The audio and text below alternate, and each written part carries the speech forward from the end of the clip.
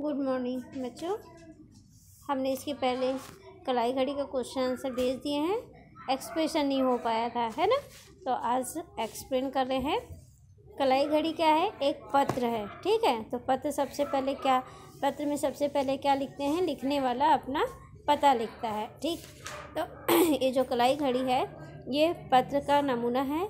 कहाँ से लिखा गया? नई दिल्ली से लिखा गया। कब लिखा गया? 5 जून को। अब ये आप जब भी पत्र लिखते हैं तब वहाँ की तारीख लिखते हैं, ठीक है। तो इसको पत्र में किसे लिखा गया है? आंसू को। छोटा भाई है आंसू, उसे पत्र लिखा गया है। स्नेह ने क्या होता है? प्यार होता है। तुम्हारा पत्र मिला, पढ़कर हृदय अत्यंत प्रसन्न हुआ। यानी कह रहा है कि तुम्हारा पत्र मिला जिसमें पढ़ने के बाद अत्यंत प्रसन्नता हुई, यानी खुशी हुई। तुमने अपने पत्र में कलाई घड़ी के बारे में विस्तार जानकारी प्राप्त करने की इच्छा प्रकट की थी। यानी उसे कलाई घड़ी जब गिफ्ट दिया गया तो वो उसके बारे में जानना चाहता था। तो उसने अपने बड़े भाई में बताया कि मेरे को इसके बारे में जानकारी चाहिए। तो वही इसमें रिपीट लिखा गया है। मेरी जानकारी के अनुसार कलाई घड़ी पर बांधी जाने वाली घड़ी की खोज लगभग 100 साल पहले हुई थी। अब वो बता रहे हैं कलाई घड़ी के बारे में अपने भाई आंसू को कि कलाई घड़ी की खोज कब हुई थी? लगभग 100 साल पहले हुई थी। जब घड़ी की खोज हुई तब उसका आकार ऐसा नहीं था। यानी आज हम जो घड़ी देखते हैं ना, हाथ में बांधने वाली घड़ी को ही कलाई घड़ी कहते हैं।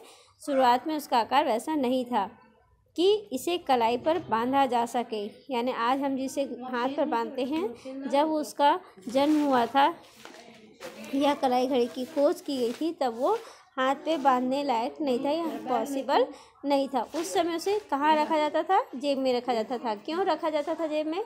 क्योंकि उसे हाथ पर नहीं बांधा जा सकता था। और अंग्रेजी में इसे रिस्ट वॉच भी की बजाय रिस्ट लेट कहते थे। रिस्ट वॉच मतलब कलाई पे बांधे जाने वाली घड़ी, तो उसका नाम क्या हो गया? पहले क्या था? रिस्ट लेट कहा जाता था।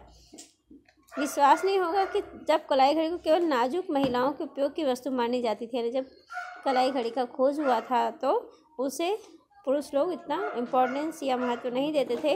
क्यों नहीं देते थे? क्योंकि वो महिलाएं पहनती हैं, नाजुक होती हैं, इसलिए उसको महत्व नहीं देते थे। और पुरुष इसे अपने जेब में रख कर घूमते थे। यानी किसी को बताना भी पसंद नहीं करते थे कि उनके पास कलाई घड़ी है। 19वीं सदी के अंत में सैनिकों को युद्ध के दौरान समय देखने के लिए घड़ी की आवश्यकता महसूस हुई।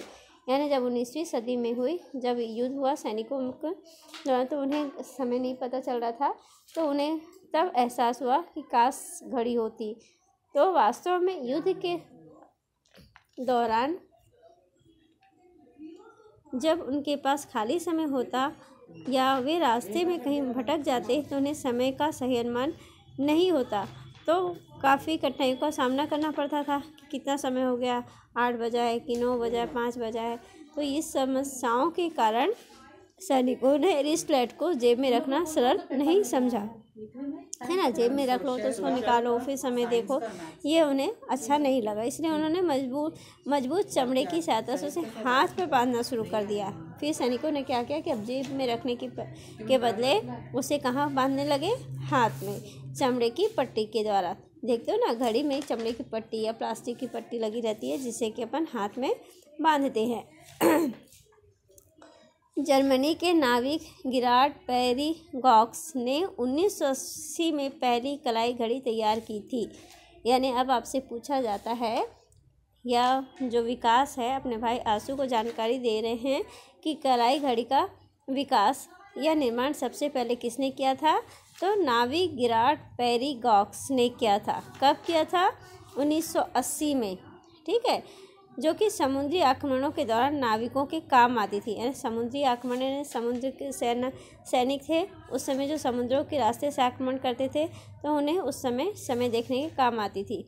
इसके लगभग 2 दशक बाद 1906 में ब्रेसलेट की खोज हुई थी। ब्रेसलेट यानी आप लोग समझते हो ना, कई बार मार्केट में खरीदने जाते हो, ब्रेसलेट दिखाओ भैया, यानी हाथ में बांधने वाला जो सुंदर घड़ी के समान लगता है उसको कहते हैं, जिसमें रिस्ट वॉच को नए रूप में लाना सरल हो गया।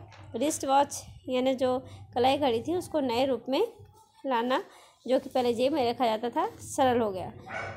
प्रथम विश्व युद्ध 1914-1918 के दौरान सैनिकों ने कलाई घड़ी का प्रयोग किया। यानी पहली बार कलाई घड़ी का प्रयोग युद्ध में कब किया गया था? 1914 और 1918 के बीच किया गया था। कलाई घड़ी की खोज के बाद भी इसे महिलाओं के ही कार्य की वस्तु माना जाता था।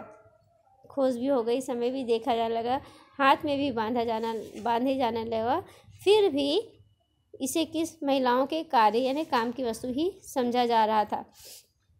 विश्व युद्ध के बाद जब लोगों ने बहादुर सैनिक की यानी जो हमारे देश को आज़ाद करने में सहायता करते हैं उन सैनिकों की कलाई पर घड़ी बंधी देखी तो उनकी यह मानसिकता बदली। यानी जो लोग ये समझते थे कि कलाई घड़ी महिलाओं के नाजुक हाथों में पहनी जाती है तो उनकी मानसिकता बदली और उन्होंने भी कलाई पर घड़ी को बांधना शुरू कर दिया। कौन? जो पुरुष घड़ी को पहनना पसंद नहीं करते थे और महिलाओं की वस्तु समझते थे।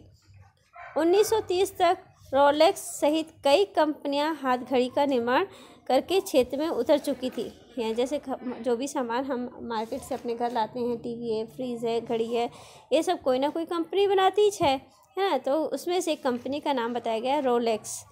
कब बनाया? 1930 में। ऐसी और कई कंपनियां थी जो हाथ घड़ी का निर्माण कर चुकी थी। इसके 20 साल बाद अर्थात 1950 यानी 1930 से 1920 के बीच कितने साल का अंतर है?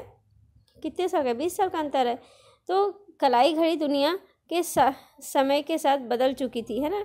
सभी देशों तक पहुंच चुकी थी, यानी सभी देशों में अब कलाई घड़ी का प्रयोग होने लगा था। पहले कलाई घड़ी काफ़ी भारी हुआ करती थी, यानी आजकल कलाई घड़ी का वेट कम हो गया ना, बहुत ही कम वेट की कलाई घड़ी रहती है, लेकिन समय के साथ साथ इसका वज़न बहुत हल्का होता चला गया। यानी कलाई घड़ी का जैसे जैसे प्रयोग बढ़ा उसी हिसाब से उसका आकार और वज़न दोनों कम हो गया। अब ऐसी तमाम कलाई घड़ी बाज़ार में उपलब्ध है जिन्हें बांधने के बाद कलाई पर कोई दबाव महसूस नहीं होता है, यानी किसी प्रकार से वो हमें पहनने पे भारी नहीं लगती है। पिछले एक दशक में मोबाइल फ़ोन का तेज़ी से फैलाव होने के कारण लोगों में कलाई घड़ी पहनने का चलन कम हुआ। ठीक है। अब हमारे जेब में क्या होता है या हमारे हाथों में अक्सर क्या रहता है? मोबाइल रहता है। तो मोबाइल में हमको आसानी से टाइम दिख जाता है, इसलिए अब हम लोग क्या करते हैं? घड़ी पहनना धीरे धीरे बंद करते जा रहे हैं। लेकिन आज भी कलाई में खूबसूरत घड़ी पहनना शिक्षित और संस्कारी होने का निशानी माना जाता है। यानी जो लोग जॉब में हैं, जो लोग पढ़े लिखे लोग हैं, उनकी एक निशानी मानी जाती है। कौन? कलाई घड़ी। यानी अच्छे पढ़े लिखे लोग कलाई घड़ी पहनते हैं, ऐसा माना जाता है। उपहार के तौर पे कलाई घड़ी को लोगों की मनपसंद वस्तु भी माना जाता है। यानी किसी को गिफ्ट देना है तो उसमें भी कलाई घड़ी का बहुत ही पसंद किया जाता है।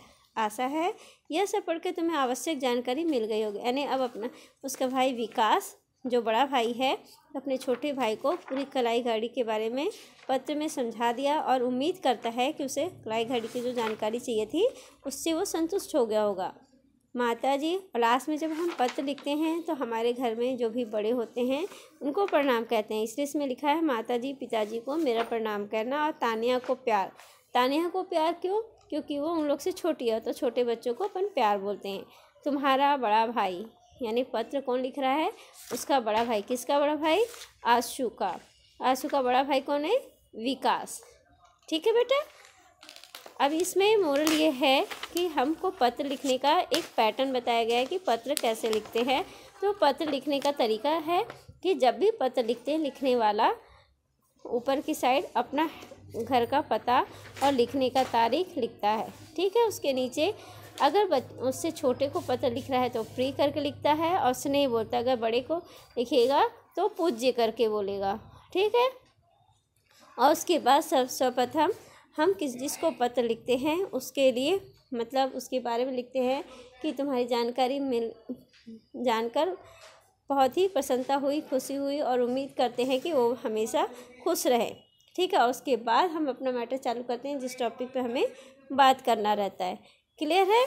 उस टॉपिक को लिखने के बाद लास्ट में जो हमारे से बड़े होते हैं उनको हम प्रणाम कहते हैं, और जो छोटे होते हैं उन्हें प्यार कहते हैं। और उसके सबसे आखिरी में लिखने वाला अपना लिखता है, तुम्हारा बड़ा भाई, छोटा भाई जो भी है वो लिखता है और अपना नाम लिखता है।